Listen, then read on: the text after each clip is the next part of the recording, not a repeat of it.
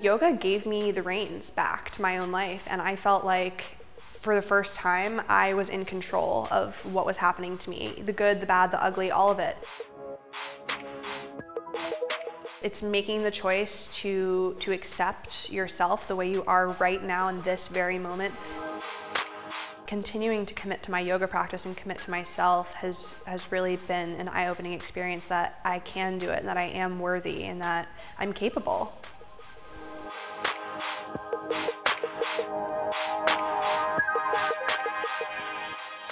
My passion is definitely inspiring other people to love themselves and live their lives as fully as possible. And right now that is through yoga, but in general, I just want to inspire people to live the most passionate life that they can. I do think my life is pretty passionate. I think I really lucked out in that I get to share yoga for a living, because even though some days are hard and the work can be overwhelming, and I do get tired. I mean, I travel a lot, and sometimes I have to function on very little sleep and still keep a smile on my face and teach people. It's so rewarding to do what I do, and I love being able to teach yoga and share yoga with the world. My mom is a yoga teacher, and she's been teaching for about 8 years, but I always kind of thought of it as her thing. And I had dabbled, I took a few classes here and there, but I was never really interested in it. And then I started working out, and I met this guy at the gym, and I had heard about him as a yoga teacher locally in the DC area, and he invited me to take his class. And after I took his class, I realized that yoga was really awesome, and it was fun, and it was challenging, and I hadn't really thought that it was challenging before that. And so after that, I was hooked. I love that yoga is this tool for self-discovery, because before I started practicing, I didn't really realize any of these patterns that I created in my own life. And even thinking about my childhood, and it feels like a past life at this point, but how depressed I was and how anxious I was, and all of these things that I felt like were out of my control, and I blamed other people for everything that happened to me. And yoga gave me the reins back to my own life, and I felt like for the first time, I was in control of what was happening to me, the good, the bad, the ugly, all of it. And even the bad things that were happening, I realized that they were blessings in disguise, and I don't think I ever would have realized that without yoga. The example that I'm really thinking of is my wrist, because I was very obsessed with the asana practice, with doing cool poses, doing the coolest tricks, transitions, all this stuff, because that's kind of what I thought yoga was at first, and I wanted to be the best and the most flexible. And my wrist started to hurt, and I kept pushing it, I thought it'd be better, I thought it would, be okay, and eventually I went to the doctor, and the doctor told me my wrist was broken. I was like, oh, it's fine, I'll be fine. And then he told me, he was like, no, you don't understand. The bone has actually died and started to disintegrate. And I still didn't really get it at the time. But a little while after, when I was talking to different doctors, one surgeon wanted to remove the entire row of bones from my wrist, which would have meant that down the road I would have had to get my wrist fused. So it would have been like stuck like this forever. And other doctors, most doctors just told me that I was not going to recover from that. And at first I was really sad, and I had mixed feelings about it, but because I practiced yoga, it was really easy to just not really care. And I don't mean that in a bad way, I just mean in the sense of not being attached to what my yoga practice was like physically. I was really into handstands, and I couldn't handstand for almost a year, and it was hard.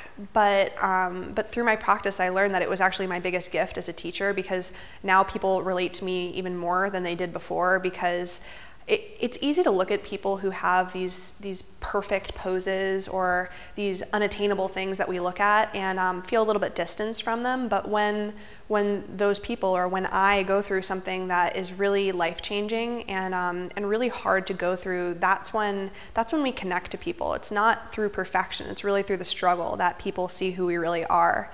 And it's how I kind of found myself, and the peace within that remains unchanged regardless of what you look like that day, or if you gained a few pounds, or if your wrist is broken. There's a peace within us that remains unchanged no matter what is going on outside.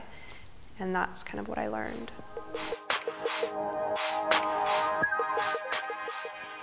Well, when I first started, I definitely didn't think I was going to teach yoga. I was totally doing it selfishly because I enjoyed it, and I thought I would be a personal trainer or a nutritionist or something along those lines. And then I decided to do a teacher training to become a yoga teacher. And I just did it for myself because I wanted to learn more. I wasn't really getting enough in the classes that I was taking. I wanted to learn more about the theory and everything that goes on behind just what happens in a yoga class. And after I did my training, I started to teach a couple classes here and there, and I realized how much I loved to teach and how it really felt like my calling. But as far as Instagram goes, timing was really important for me, and right about at the same time I became a yoga teacher, I had started to build this following on Instagram.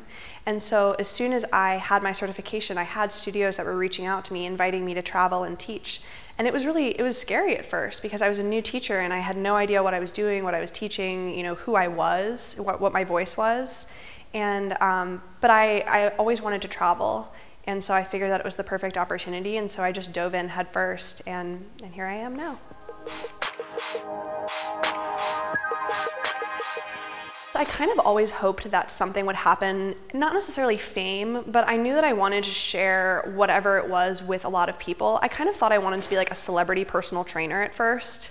But then my Instagram started taking on more of like a yoga vibe to it, and I started sharing my yoga practice, and I realized that people were really inspired by it.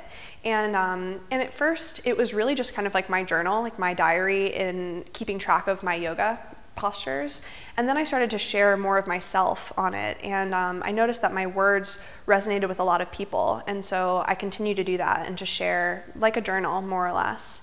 And like I said before, it was really good timing because I was an early adopter of Instagram, and that's one of the reasons why my account grew the way it did. And one of the reasons was the algorithm with the popular page. So when I would post a video on Instagram, people would like it quickly enough that it would show up on the popular page. So everyone in the world would see my video, and almost immediately I would gain 1,000 followers like that, very fast. And so it was kind of this catapult, and that's how I got to where I am.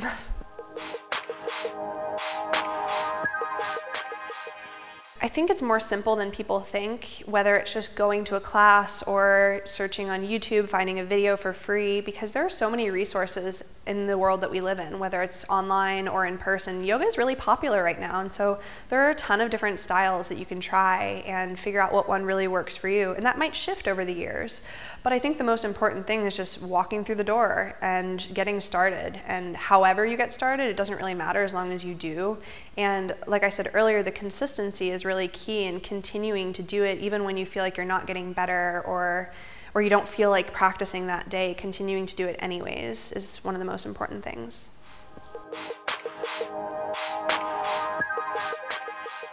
I am terrible with commitment. Just terrible. My whole life it's been a struggle for me. I have, I would say it's a fear of failure and a fear of success. So basically I just don't do anything, or I didn't for a long time. I would just not make a choice because it seemed easier than making the wrong choice.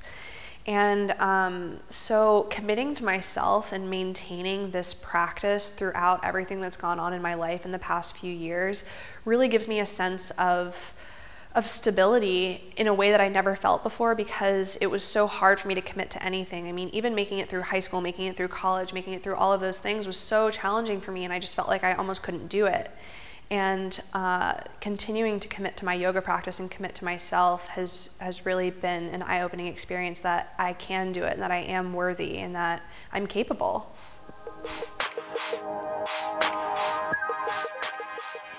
I think one of the hardest ones has been not spending as much time with my family, because my family is very close-knit, and both of my brothers have little children now, and I feel like I'm missing kind of some of the major milestones in their lives because I'm not home that often. And last year or 2 years ago I missed Christmas because I was doing yoga in France, and it was an amazing experience, but my family really misses me a lot.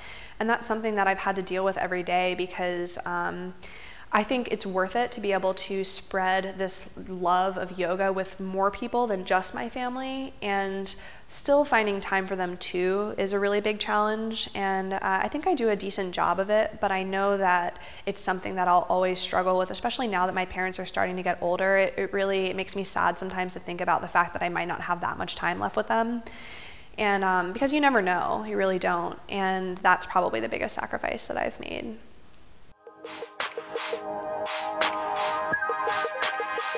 Well, like I said before, I think commitment and dedication is definitely one of the top things, because no matter what it is that you're doing, whether it's for a living or for your passion, you have to commit to it and dedicate to it day in and day out. Even on the days where you don't feel like doing it, those are the days it's most important that you get up and do it.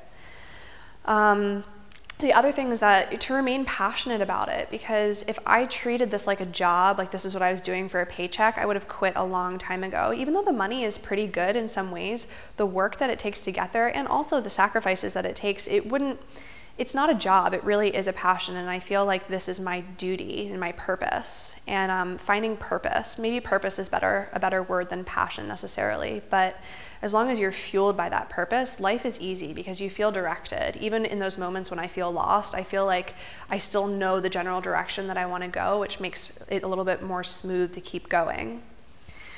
And then the third thing is just love.